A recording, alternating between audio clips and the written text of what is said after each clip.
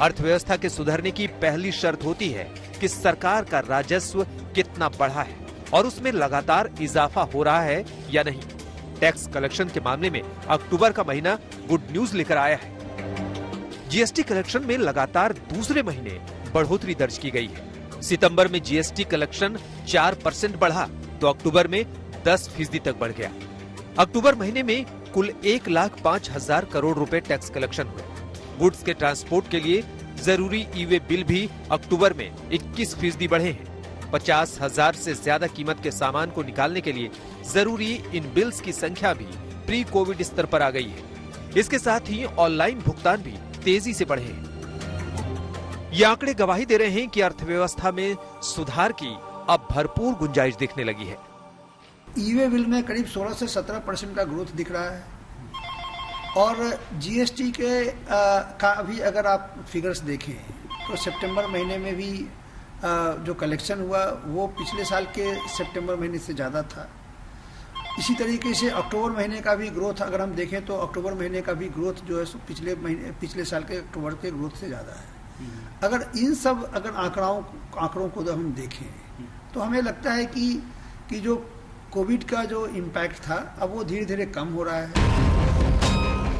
अर्थव्यवस्था की बेहतरी की दूसरी उम्मीद ऑटो सेक्टर ने जगाई है।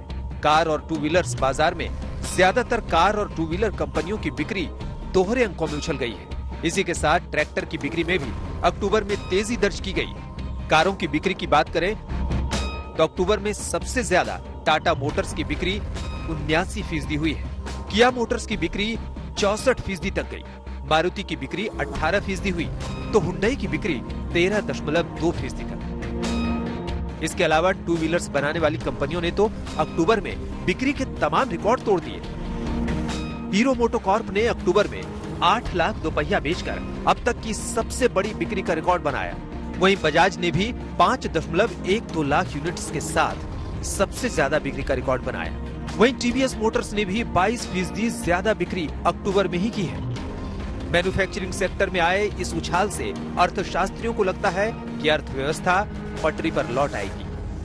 जुलाई अगस्त से हम लोग फिर लॉकडाउन को खोलने लगे और सितंबर और अक्टूबर के जो आंकड़े आ रहे हैं उसमें यही लग रहा है कि बहुत सारे क्षेत्रों में अब तेजी आ रही है। जैसे आप देखेंगे रेल फ्रेट उसके और फिर इलेक्ट्रिसिटी कंजम्पशन, गाड़ियों की बिक्री, सभी में अभी लग रही है कि तेजी आ रही है। कुछ क्षेत्र ऐसे भी हैं जो पिछले वर्ष के मुकाबले अब पॉजिटिव टेरिटरी में भी चलेगी।